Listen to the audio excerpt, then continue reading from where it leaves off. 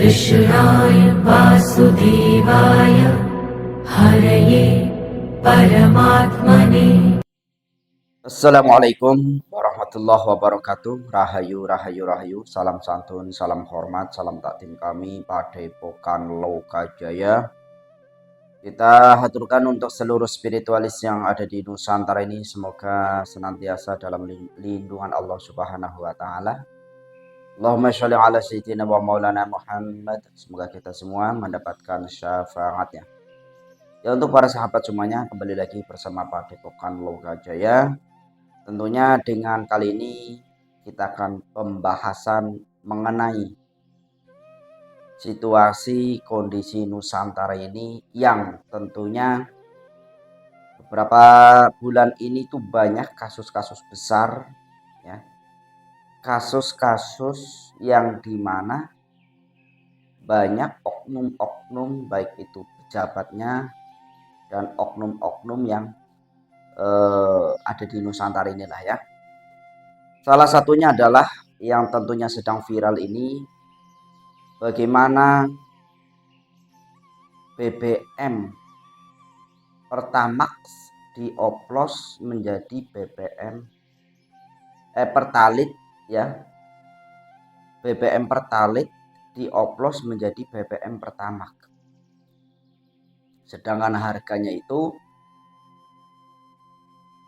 Pertalite dijual harga Pertamax. Ini sudah sangat meresahkan, sangat memukul hati rakyat. Bumi Pertiwi ini sebenarnya ini sudah menangis. Bumi Pertiwi ini melihat kelakuan-kelakuan para pejabat menjadi koruptor ini menangis. Sehingga semua yang ditumbalkan, semua yang menjadi korban itu ya masyarakat, rakyat. Suruh bayar pajak nggak boleh telat, tetapi jalanan ya hancur-hancuran banyak. Suruh bayar listrik tak pernah telat, tetapi katanya listrik itu rugi. Gas ya kemarin sempat viral. Ini kalau kita melihat seperti ini terus menjadi tontonan, sedangkan yang kaya semakin kaya, bergelimpangan harta, banyak masyarakat miskin yang menjerit, menangis, menahan lapar. Tetapi para pejabatnya ini, oknum-oknumnya ini banyak yang merasa tidak bersalah. Mereka dengan gagah beraninya itu mengambil, memeras keringat rakyat. Ini seperti apa ini ya? Nah, disinilah seharusnya sang utusan yang disebut Satrio Piningit ini yang akan mengadili mereka-mereka, yang akan menghukum mereka-mereka yang sudah melampaui batas, menyiksa rakyat kecil.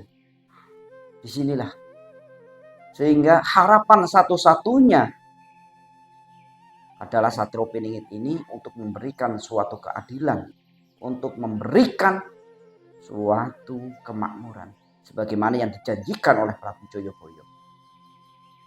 Ya. Ini belum ininya ya, belum gemelut di agamanya. Ya. Keagamaan banyak para oknum-oknum ya, entah itu ustadz, kiai yang dimana selalu berceramah mengenai anak yatim piatu, berceramah mengenai sedekah. Tetapi dirinya lah yang kaya raya, dirinya lah yang melihat anak yatim piatu pun, melihat fakir miskin pun seakan-akan juga tidak peduli. Apalagi dengan zaman sekarang ya, banyak bergelar Gus yang pamer Lamborghini, yang pamer Ducati, yang pamer moge, pamer istri cantik, pamer rumah mewah, ya, pamer yang apa-apa dipamerkan. Sedangkan umatnya ini ada yang menangis karena menahan lapar. Ada yang nggak sekolah karena ekonominya. Ini yang terjadi saat ini. Ya, maka dari itu, bila mana agama ini sudah hanya dijadikan lahan bisnis, tentunya akan ada pertanggungjawabannya sebagaimana yang dikatakan oleh Mbah Semar, akan kembali lagi. Seperti mana nih dari sesepuh ini, simak videonya sebentar. Suatu saat aku kelak akan muncul ketika agama di Jawa berubah menjadi agama Budi, yaitu agama tetap agama masing-masing, tetapi lebih menjunjung tinggi etika. Sekarang itu mulai muncul karena orang-orang yang berpenampilan agama tertentu ternyata koruptor juga kan. Rakyat sudah mulai, oh berarti agama itu bukan jaminan. Yang penting sekarang etika, kelakuannya seperti apa, apapun agamanya. Itu ya, para sahabat semuanya sudah kita simak bersama-sama. Dan tentunya bukan hanya itu saja. Berbicara mengenai Sang Kinasih Satrio Piningit ini, tentunya ada yang namanya kebangkitan spiritual di dalam jiwanya. Jadi Satrio Piningit ini memang betul kata sesepuh bahwasannya beliau ini dengan kesadarannya karena melihat kondisi dan situasi Nusantara ini sehingga meningkatnya jiwa-jiwa spiritual itu yang dinamakan diperjalankan. Jadi jiwa-jiwa spiritual ini yang nantinya seluruh orang-orang yang mempunyai darah-darah pejuang, luhur pejuang, nanti akan membakar kesemangatannya kepada anak cucunya karena melihat bumi pertiwi ini menangis. Melihat umat ini kebingungan mencari siapa yang benar-benar bisa ingin menjadi patokan, menjadi imam. Ini ya. Bagaimana yang dikatakan oleh Prabu Joyoboyo, tentunya Satrio Piningit ini ada ciri-cirinya. Seperti apa ciri-cirinya? Ini.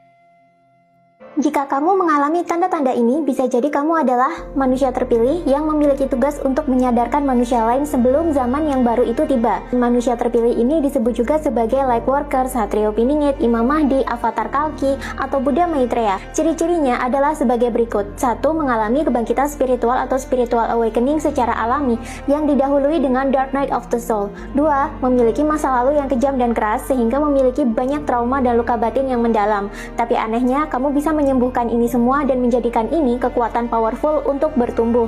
3. Memiliki intensi untuk memperbaiki peradaban dan lingkungan. 4. Punya ketertarikan dengan kegiatan sosial. 5. Memiliki level kesadaran yang lebih tinggi dibandingkan dengan manusia lainnya. 6. Memiliki pola pikir yang berbeda atau out of the box dan anti mainstream. 7. Memiliki sedikit teman. 8. Punya dorongan untuk meningkatkan kesadaran orang lain. 9. Empath atau bisa merasakan energi orang lain. Itu ya para sahabat semuanya, itulah tadi ciri-ciri daripada Sang Kinasih Satrio Piningit ya.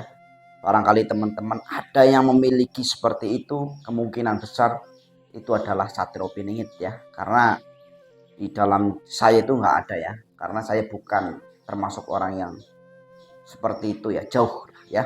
Mungkin para teman-teman yang memiliki sama persis dengan apa yang dikatakan oleh narasumber, itu kemungkinan besar sampean-sampean adalah Sang Kinasih Satrio Piningit yang akan mengentaskan kemiskinan, memberikan keadilan, membuat kenyamanan untuk seluruh masyarakat yang ada di Nusantara. Nah itu ya. Nah bagaimana dengan wejangan-wejangan sesepuh? Ini videonya ya dari sesepuh nih. Setiap diri manusia memiliki 7 partikel raganya. Rohnya yang sinarnya hitam, roh yang sinarnya merah, roh yang sinarnya kuning, roh yang sinarnya putih, roh yang sinarnya memantarkan sinar terang. Partikel 6. Kalau orang Kristen inilah roh suci. Kalau orang Katolik, partikel 6 inilah yang disebut Roh Kudus. Kalau orang Hindu dan Buddha Atman. Kalau orang Muslim dinamakan roh ilahi. Lah kurang Jawa apa? Sukma sejati. Sukma itu ini partikel 6. Partikel 6 memancarkan sinar terang yang lebih terang daripada cahaya matahari. Ini partikel 6. Partikel 7 inilah inti manusia.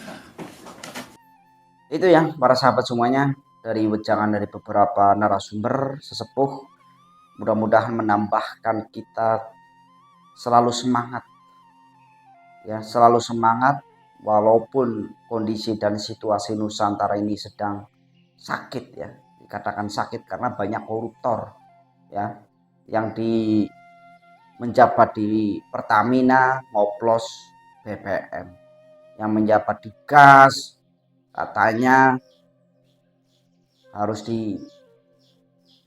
dipersulit.